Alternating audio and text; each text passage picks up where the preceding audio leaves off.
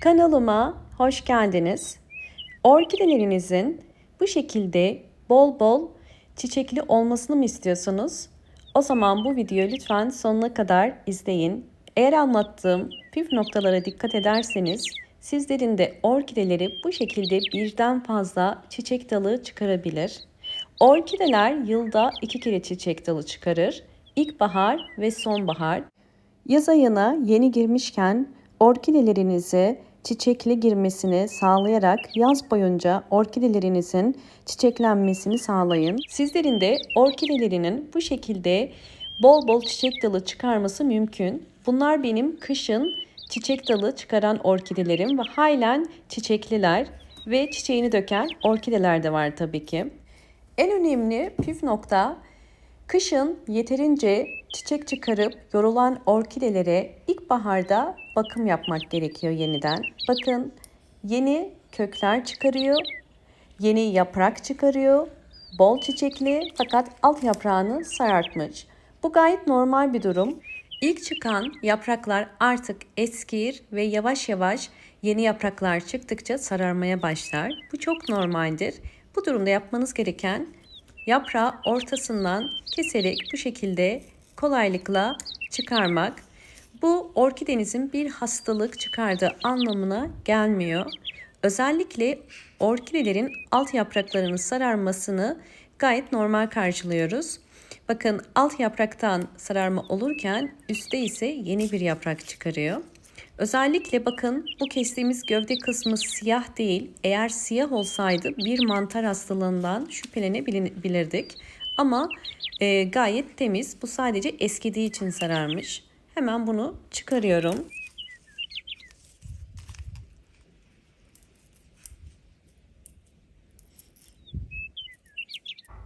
Orkidenin saksı içerisindeki köklerine bakıyorum. Saksı içerisindeki kökleri de gayet sağlıklı ve yeşil. Ara sıra küçük çürümeler olabilir. Ve mutlaka bir ikinci saksıyı kullanmanız gerekiyor. Orkidelerde nem oranını artırır. Ve bu orkidemin bakımını yaptım. Şimdi en önemli püf noktalardan bir tanesi. İlkbahara girdiniz ve orkideleriniz çiçeklerini döktü. Ne yapmanız gerekiyor? Bunları kesmeniz mi gerekiyor tamamen, yoksa budama mı yapmanız gerekiyor? Bakın, bu dalı tamamen kesmediğim, budama yaptığım bir orkidem ve gördüğünüz üzere yan dallardan birçok yeni çiçek dalı çıkardım. Ve sonra tekrar çiçeklerini döktüm. Böyle bir durumda yapmanız gereken, çiçeği dökülen boş boğumlar, bu dokunduğum yerler boş boğumlar, içinde herhangi bir tomurcuk yok, kesiyoruz ve bunun gibi içi dolu olan boğumları bırakıyoruz. Bu işlemi budama işlemi diyoruz ve her ilkbahar ve sonbaharda mutlaka bu işlemi yapmanız gerekiyor. Bıçağın keskin olması gerekiyor ki dalın ezilmemesi için. İster kestiğiniz yere toz tarçın sürün, isterseniz hiçbir şey sürmeyin. Bakın, tekrar bakıyorum. Çok küçük bir tomurcuk var fakat aktif değil. Yani daldan tekrar uzamayacak. O yüzden yine aynı yöntem ile bu dalı kesiyorum. Evet, şimdi bunu bol ışık alan bir yere koyuyorum. Şimdi size önemli ikinci bir püf nokta daha göstereceğim. Orkideleriniz bu şekilde gördüğünüz üzere çiçeklerini döktü. Fakat orkideleriniz çiçeklerini döktüğü halde dalın ucunda halen belirgin bir tomurcuk var ve uzamaya devam ediyor. Böyle bir durumda ne yapmanız gerekiyor? Orkidelerinizin videonun başında gösterdiğim gibi bol çiçek dalı çıkarabilmesi için bu tarz tomurcukların çıkmasına izin vermeniz gerekiyor. Yani orkidenizin çiçeklerini döktü bir kısmını ve uçtan uzuyor. Böyle bir durumda bu orkide dalını kesiyor muyuz? Hayır, kesinlikle kesmiyoruz. Orkide dalı uçtan tomurcuk açmaya devam ediyorsa kesmiyoruz. Çünkü orkide tomurcuklarını açmaya ve daldan uzamaya devam edecektir. Bakın, bu orkidenin yeni açtığı çiçekleri aynı tomurcukta. Bu ise eski tomurcukları, yani kış ayında açtığı. Ve bakın, dalı kesmediğim için dal ucundan, bakın çiçeklerin döktüğü halde dal ucundan birçok tomurcuk çıkarmış ve devam ediyor. Yani orkideniz hiç durmadan 12 ay çiçek açmış oluyor bu durumdan. Yeni bir dal çıkarmasına gerek kalmıyor. Şimdi sizlere yaz ayına yeni girmişken doğru budama nasıl yapılır ve budama çeşitleri nelerdir göstereceğim. Ve 3 püf noktada bunları topladım. Lütfen videoyu sonuna kadar izleyin ve sıfırdan orkide dalı nasıl çiçeklendirilir bunu da göstereceğim. Şimdi birinci yöntemimize geçelim. Bakın bu ana dal. Ana daldan çıkan bir çiçek dalı gördüğünüz üzere bütün çiçeklerini döktü. Çiçeklerini döktüğü boğumlar, bakın şöyle yakından gösterirsem bunlar çiçeklerini döktüğü boğumlar ve şu anda boş boğumlar. Bu boğumlardan artık çiçek dalı çıkmayacak. Bu yüzden budama işlemini yapıyoruz ki boğumlardan tekrardan çiçek dalı çıkabilsin. Bu bir boğum ve gördüğünüz üzere üzeri kabuklu. Yani bunların içinden tekrar çiçek dalı ya da keyiki çıkabilir. Hemen bakın gördüğünüz üzere şurada boş boğumlar. Bu ilk çiçeğini dökmeye başladığı boğum.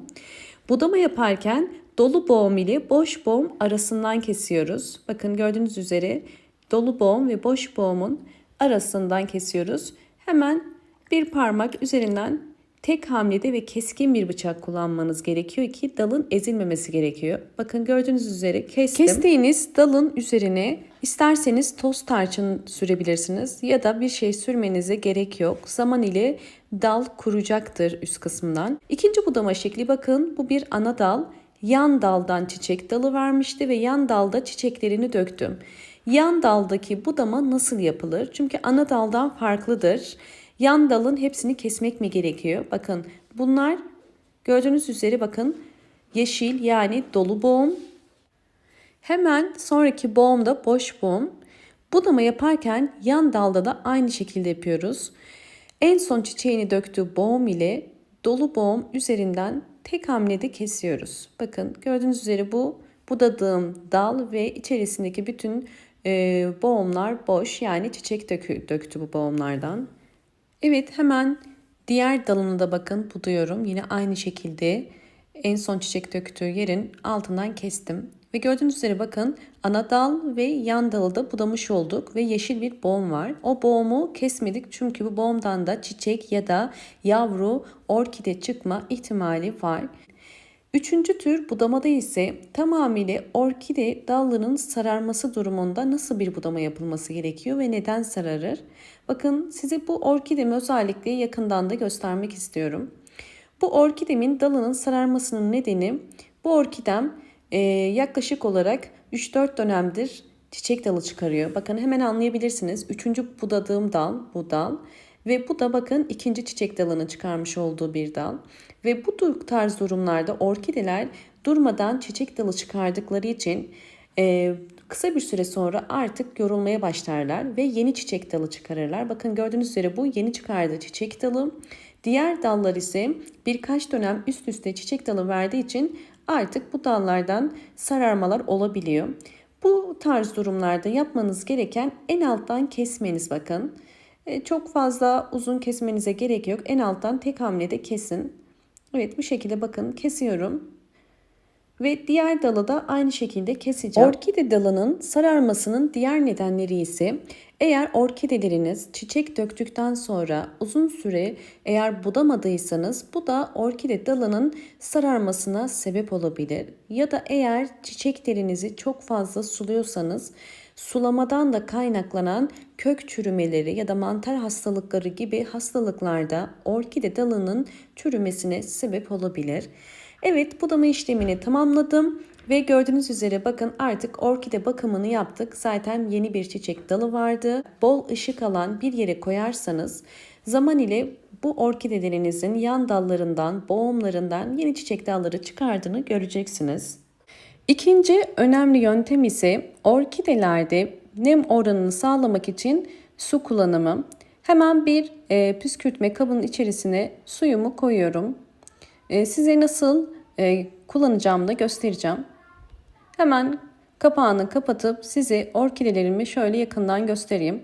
Bakın orkidelerde özellikle boğum yerlerinden çiçek dalı çıkarmak için mutlaka boğum yerlerinin sürekli nemli kalması gerekiyor. Eğer orkidenin boğum yerlerini düzenli olarak su sıkarsak bu yerlerden bakın gördüğünüz üzere zaten kabarmalar başlamış. Bu yerlerden yeni çiçek dalları çıkabiliyor ve böylelikle bir çiçek dalından birçok çiçek dalı çıkarabilme imkanına sahip oluyoruz. Bakın bu şekilde orkidenin bom yerlerinin hepsini sıkıyorum. Çok fazla sıkmıyoruz. Şimdi videonun yine çok önemli bir noktasına geldik. Orkidede gübreleme. Bugün sizlere orkidelerinizi coşturacak, bol bol çiçek açmasına yardımcı olacak bir doğal gübre hazırlayacağız. Ve bu gübreyi ayda bir kere orkidelerinize vererek bu şekilde bol bol çiçek açmasını sağlayacağız. Hemen tarife geçelim. Elimde Türk kahvesi var. Ben bugün özellikle bu toz kahveden kullanmak istiyorum. Bir yemek kaşığı kadar bakın bir cezveye koyuyorum. Normal kahve demler gibi düşünün. Bir yemek kaşığı kadar koydum ve üzerine bir fincan, bu büyük bir fincan su koyuyorum. Altını açıp kaynama noktasına gelinceye kadar bekleyeceğim. Kaynadıktan sonra altını kapatacağım. Biraz karıştırıyorum öncesinde iyice karışabilmesi için suyla birlikte. Evet, şimdi kaynamasını bekliyoruz. Evet, kahve kaynamaya başlayınca hemen altını kapatıyorum ve tamamıyla bir bardağa koyacağım. Bu kahvenin dinlenmesini bekleyeceğim ben. Biraz dinlenince kahvenin telvesinin altta biriktiğini sizler de göreceksiniz. İsterseniz bu kahveyi içebilirsiniz de. Fakat ben iyice telvenin alta çökmesi için biraz bekledim. Bakın kahveyi aldım ve altında telvesi kaldım. Bu telveyi size yakından göstermek istiyorum. Bakın kahve sıcak suyla beraber karıştıktan sonra içerisindeki bütün vitaminleri kalıyor. Kahve içerisinde özellikle nitrojen, kalsiyum, potasyum bol miktarda bulunmaktadır ve bu da bitkilere inanılmaz iyi geliyor. Peki kahve telvesini çiçeklerimize, bitkilerimize, sebzelerimize nasıl kullanabiliriz? İsterseniz eğer dışarıda sebzelerinize dökecekseniz direkt telvesini toprak ile karıştırabilirsiniz. Fakat eğer benim gibi ev çiçekleri için kullanacaksanız bakın 2 litre suyun içerisine 1 yemek kaşığı kahve telvesini koyuyorum ve iyice karıştıracağım. Bu şekilde kapağını kapatıp bunu bir gece bekleteceğim. Bir gece bekledikten sonra kahvenin içerisindeki bütün vitaminler suya geçmiş olacak. Evet, orkidelerimize sıvı bitki besini vermeden önce eğer videomu buraya kadar izlediyseniz ve beğendiyseniz hemen beğen tuşuna basıp kanalıma da abone değilseniz bana destek olmak için abone olabilirsiniz. Evet, bir gece beklettiğim kahveli suyumu şimdi artık bitkilerime gübre olarak verebilirim. Bitkilerinize eğer kahve telvesini gübre olarak verecekseniz verdiğiniz ölçü ve kullanım sıklığı çok önemli. Her bir saksı için yalnızca 5 yemek kaşığı kadar vereceğim. Bakın daha fazla kesinlikle vermiyoruz. Ve bu kahve telvesini sadece bunu ayda bir kere orkidelerinize 5 yemek kaşığı kadar verebilirsiniz. Kesinlikle evde her gün içtiğiniz kahvenin suyunu direkt orkidelere vermeyin. Yoksa orkidenizin köklerini yakarsınız. Bu yanlıştır. Bu sadece kahve telvesi için geçerli değil. Kanalımda sizlere anlattığım bütün doğal gübreleri mutlaka anlattığım şekilde kullanım aralıklarına dikkat ederek kullanmanız gerekiyor. Eğer sık sık verirseniz gübreyi her gün ya da 2 günde bir orkidelerinize yarar yerine her zaman zarar verir. Lütfen bu konuda kullanım sıklığını anlattığım şekilde yapmaya dikkat edin. Ve özellikle kahve telvesi bitkiler için neden çok faydalı? Çünkü bitkiler için doğal bir böcek ilacı oluyor.